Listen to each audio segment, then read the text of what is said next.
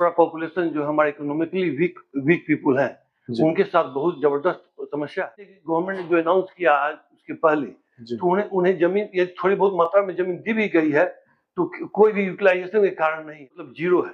उन गरीब जो इकोनॉमिकली वीक पीपल हैं, जो रोड के किनारे रह रहे हैं, तो उनके बच्चे रोड पर घूम रहे हैं, कपड़ा नहीं पहनने के लिए, चप्पल नहीं है पैर में, तो ये तो शिक्षा के नाम पे वो न स्कूल जाकर के खेल मंत्री का विधानसभा क्षेत्र बेगूसराय जिला का बछवाड़ा हमारे साथ अशोक कुमार चौधरी जी हैं, जो भावी प्रत्याशी हैं जनसुराज के बछवाड़ा विधानसभा से। इनसे जानेंगे कि आज भी बछवाड़ा की मूलभूत समस्या क्या है। डबल इंजन की सरकार कही जाती है, केंद्र और बिहार दोनों में एनडीए की सरकार है, बावजूद उसके जो आज भी समस्या यहाँ की जस की तस बनी है। केंद्र में भी मंत्री है यहाँ के सांसद, और जो यहाँ के विधायक है वो भी मंत्री है स्टेट में, बावजूद उसके आज भी जो मूलभूत समस्याएं हैं जिसपर नीतीश कुमार चर्चा करते हैं, फोकस करते हैं विज्ञापनों के माध्यम से, मीडिया के माध्यम से, लेकिन अगर जमीन पर धरातल पर देखने की बात हो तो शायद वो दिखती नहीं है। और यही कारण है कि जो भी लोग हैं वो पलायन कर चुके हैं। ये औद्योगिक राजधानी भी है बेगूसराय, बावजूद उसकी स्थिति बहुत अच्छी नहीं है। इनसे जानेंगे कि आज भी बछवाड़ा की सबसे बड़ी और गंभीर समस्या क्या है, जिसका समाधान विगत कई वर्षों में नहीं हो पाया। क्या मैं बछवाड़ा विधानसभा से जनता पार्टी का भावी प्रत्याशी हूँ, और मैं आज से कम 6 महीने से गांव में घूम रहा हूँ, और लोगों की गंभीर समस्याओं को जो मैं देख रहा हूँ, लोगों से जो बातचीत हुई है, तो बहुत बड़ा पॉपुलेशन जो हमारे इकोनॉमिकली वीक पीपल हैं, उनके साथ बहुत जबरदस्त समस्या है। और सबसे बड़ी समस्या उनके रहने की, खाने की, पढ़ने की, और उनके कपड़े लत्ते की भी व्यवस्था है। तो इतनी पॉवर्टी में जब मैं घूम रहा हूँ, लोगों को देखने के बाद मुझे बहुत ही आश्चर्य हो रहा है कि हम आप जो आज सरकार यहाँ कहती है कि जो ये डेवलपमेंट हुआ, वो डेवलपमेंट हुआ, तो मैं नहीं देखता हूँ कि जहाँ तक ग्राउंड पे है, ये बेसिक लोगों को के नीड को उन्होंने कभी छुआ ही नहीं। और जो ये रोड की बात और बिजली की बात करते हैं, तो उन गरीबों की समस्याएं जो हमारे रोड के किनारे बसे हुए हैं, और बहुत बड़ी संख्या में रोड के किनारे बसे हुए हैं, जिनको कि बिहार गवर्नमेंट ने भी अनाउंस किया था कि 0.3 डिसमल लैंड हम देंगे जी, बासगीत भूमि देंगे घर बनाने के लिए, जो आखिरी पंक्ति के लोग हैं। जी सर, तो वो भी नहीं बटा, करीब बहुत बड़ी संख्या में वो भी नहीं मिला है। कुछ लोगों को जब मैं जाके मिला, जो बाढ़ क्षेत्र में मैं गया हुआ था, चमथा 1 और 2 में, तो वो लोग बाढ़ के कारण बांध में बंधे हुए थे। तो कुछ लोगों से मैंने पूछा कि भाई आप लोगों को जो जमीन मिली वो कहाँ मिली, कहाँ है? तो कहा कि हम लोग की जमीन जो है वो गंगा के दियरे में दिया गया है, और आज जो है आज जो है वो समूचा डूबा हुआ है। तो यदि मान लीजिए कि गवर्नमेंट ने जो अनाउंस किया आज उसके पहले, तो उन्हें जमीन ये थोड़ी बहुत मात्रा में जमीन दी भी गई है, तो कोई भी यूटिलाइजेशन के कारण नहीं है। तो अभी वो जमीन मिली हुई जमीन पे न घर था न कुछ, और पानी से डूबा हुआ था।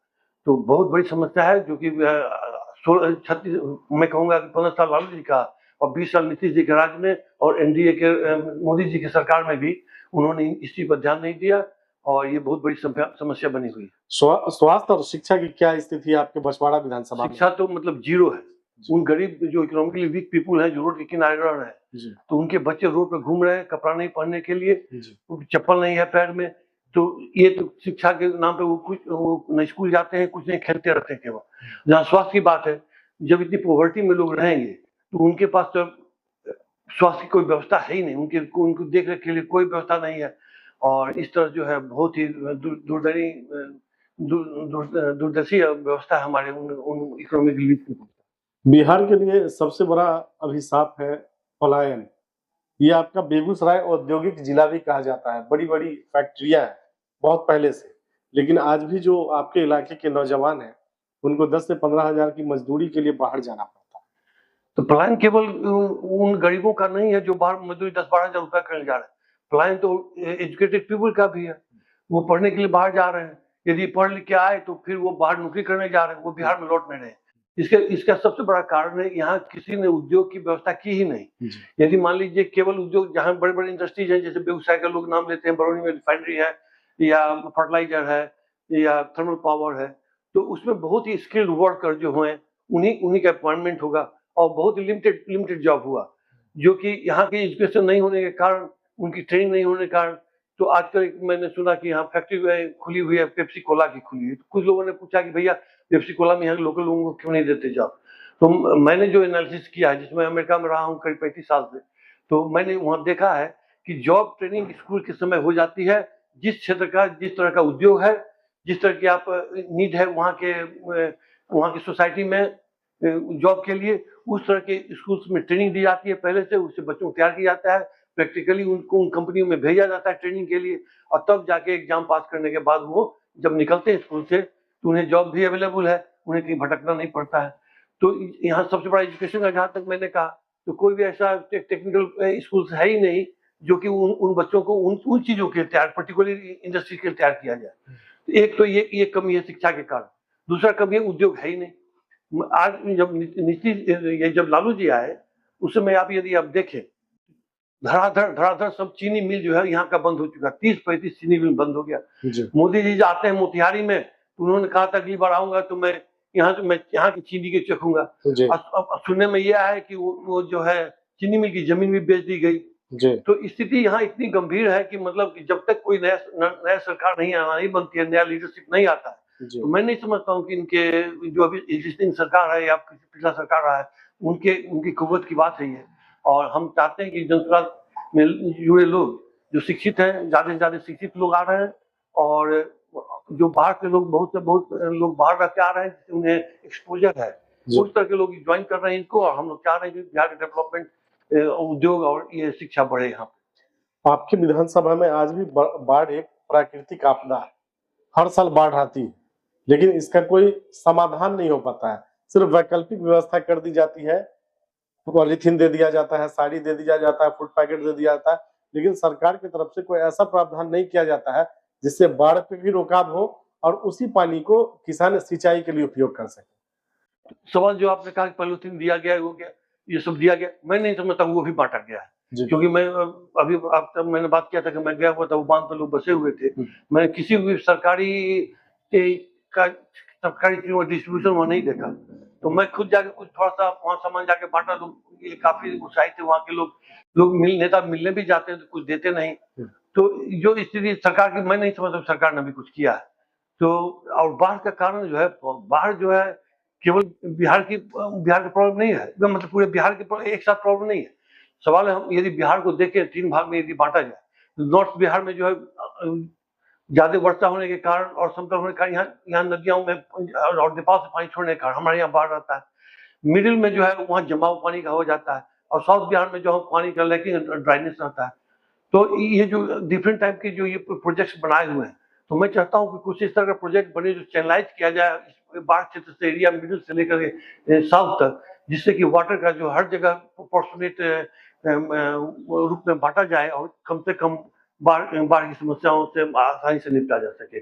तो मेरा ये विचार है कि इस तरह के कुछ नए प्रोजेक्ट शुरू किए जाए, न कि गंडक प्रोजेक्ट और काशी प्रोजेक्ट लेकर के चलें, और जो कि ऑलरेडी देखा जा चुका है कि वो सफल नहीं हो पाया। आपके जो अभी विधायक है बिहार सरकार में मंत्री भी, जी सर, बावजूद उसके आज भी जो यहाँ की समस्या, छोटी छोटी समस्या, उसका समाधान नहीं हो पाया। सबसे बड़ी दुर्भाग्य की बात यह है कि आज भी जो महादलित वर्ग के लोग हैं, जिसके बारे में सरकार कहती है कि उनको हम मुख्यधारा से जोड़ने का काम कर रहे हैं, उनके पास आज भी सार्वजनिक शौचालय की व्यवस्था नहीं है। अपनी शौचालय तो छोड़ दीजिए, सार्वजनिक शौचालय की भी व्यवस्था नहीं है। क्या मानते हैं? गवर्नमेंट इफेक्टिव है ही नहीं।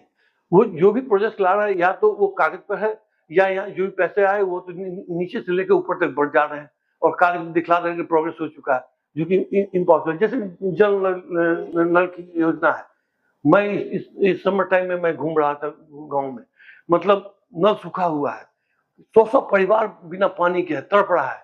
मैंने उस समय कॉल किया एसडीओ को कि भाई यहाँ पानी को आप नहीं दे रहे। मैं पर्सनली कॉल किया था, करवाया था, हम लोग साथ में थे कई आदमी, तो उनको कॉल किया, हाँ सर आ रहे हैं हम लोग, देख रहे हैं, करेंगे यूँ करेंगे वो।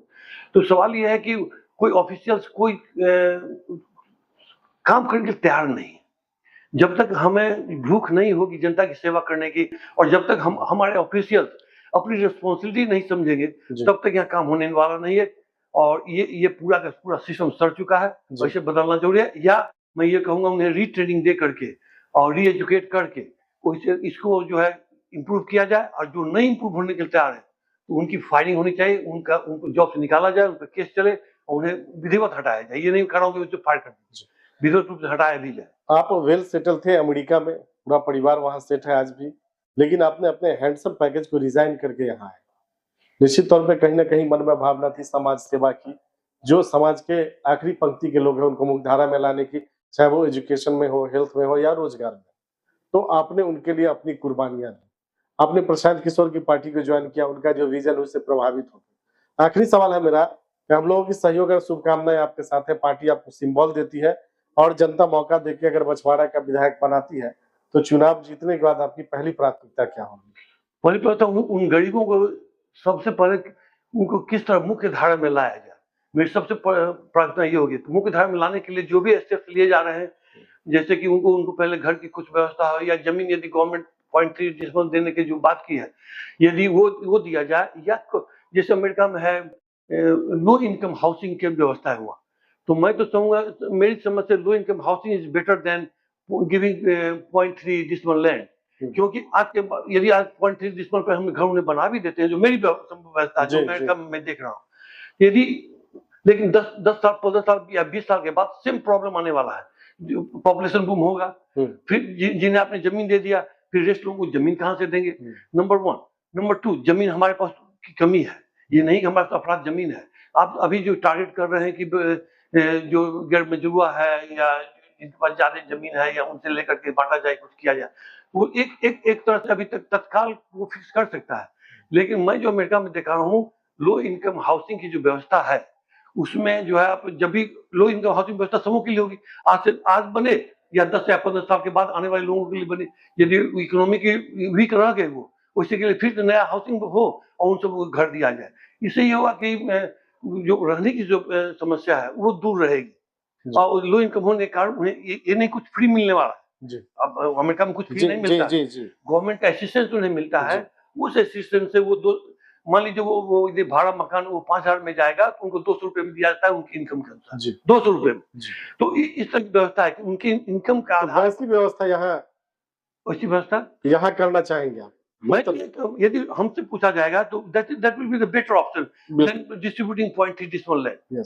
Kind this 0.3 decimal after 15-20 years population boom है, फिर उन्हें 0.3 डिसमल कहां से आप लाके देंगे? लिमिटेड लैंड है हमारे पास। तो यदि लो इनकम हाउसिंग की व्यवस्था करें तो हम कम एरिया में ज्यादा से ज्यादा, कई महल के घर आजकल हर जगह बन रहे हैं, शहर में आप जाके देखें तो 20 तल्ला 50 तल्ला 100 तल्ला तक का मकान बना हुआ है, उसमें इतनी फैमिली आ जाएगी कि एक हमारे गांव के रूट में रहने वाले लोग वहां आने से उसमें समाहित हो पाएंगे। तब थोड़ा सा प्रॉब्लम आने वाला है उनका, ये साइकोलॉजिकली वो एडजस्ट करेंगे कि नहीं, दैट्स ट्रू। उन्हें शिक्षा दिया जाए कि भाई ऐसी ऐसी व्यवस्था पे हो रही है, कैसे हम एडजस्ट करेंगे, कुछ ट्रेनिंग को दिया जाए, कुछ एजुकेशन दिया जाए, उनके अल्टरनेटिव, जैसे यहाँ छोटी छोटी चीजें हैं, जैसे लोग गाय पालते हैं, बकरी पालते हैं, तो छोटे छोटे उद्योगों को कैसे, मैं तो कहूँगा कुछ उनको उद्योग में कन्वर्ट किया जाए, इंस्टीड ऑफ गाय पालने, और इनकम भी नहीं ज्यादा, और ये पॉल्यूशन भी है सवाल। हम गाय और बकरी के बीच में रहते हैं तो उससे ये मतलब कि वो बहुत एनिमल कंटेमिनेशन भी बहुत है। बाय द इंडिया में इम्यूनिटी ज्यादा है, लेकिन यदि अमेरिकन लोगों को ऐसे रख दीजिएगा आधे से ज्यादा पॉपुलेशन बीमार हो जाएगी। तो मैं ये समझता हूँ कि इस तरह का कोई छोटा मोटा कुटीर उद्योग उन परिवारों के लिए शुरू किया जाए, या जैसे ऋण करने प्रशासन ये कहता है 0.4% पर हम उन लोगों को ऋण देंगे कुछ काम करने के लिए, तो उस तरह की व्यवस्था यदि की जाएगी तो मैं समझता हूँ कि लो इनकम हाउसिंग में उनका बेटर एडजस्टमेंट भी होगा, और छोटे उद्योग के कारण उन्हें जॉब भी मिलेगा, और गाय बैल बकरी पालने, और हर आदमी पाल भी नहीं रहा, पालने से भी बेहतर होगा। तो इस तरह की व्यवस्था की जाए, ये मेरा पहला ये गवर्नमेंट को यदि बनती है तो मेरा सुझाव रहेगा। और दूसरा ये है कि उनके एजुकेशन, बच्चों के एजुकेशन की व्यवस्था प्रधान जी ऑलरेडी कह ही रहे हैं कि होगा, तो और उद्योग लाने की बात ही कर ही रहे हैं। तो मिला जुला के मैं समझता हूँ कि इन चीजों पर ध्यान हम लोग देंगे। यदि हमारी जन स्वराज पार्टी जीत के आती है, प्रशांत जी का मैं कहूंगा कि लोग हाथ मजबूत करें, पार्टी का हाथ मजबूत करें, जिससे कि आने वाली समस्याओं से का समाधान मिल सके। और यहाँ का पैसा, एक बात और मैं कहना चाहूंगा, यहाँ केवल मजदूर का और पढ़े लिखों का पलायन नहीं हो रहा है, यहाँ से हमारे बैंक से रुपये का भी पलायन हो रहा है। ये यहाँ जो CD रेशियो है उसमें 70% हमारे पब्लिक को लोन मिलना चाहिए, लेकिन आज जो है लालू जी की याद उस समय वो था 18%, आज से 30 से 32% है। लेकिन रेस्ट ऑफ मनी क्या हो रहा है? रेस्ट ऑफ मनी का दोहन यहाँ से लेके बड़े इंडस्ट्रीज वाले में, गुजरात में, केरला में, दिल्ली में, बॉम्बे में यहाँ के पैसा ट्रांसफर कर दिए जाते हैं। तो वो उनका भी रुकना चाहिए, वो चीज रुकना चाहिए, यहाँ का मनी का प्लान नहीं हो। तो प्रशांत जी का कहना भी है कि मैं आते आते मैं मल्ली का प्लान नहीं होने दूंगा। तो उससे होगा कि यहाँ की पब्लिक को लोन के लिए पैसा अवेलेबल रहेगा और लोन देने से यहाँ इंडस्ट्रीज बढ़ेगी और लोगों का डिपेंडेंसी होगा। ये सब प्लान जनसुराज का है, प्रशांत जी का है और हम लोगों का भी रहेगा। चलिए, अशोक कुमार चौधरी जी हमसे बात करने के लिए बहुत बहुत धन्यवाद। Many thanks for you all.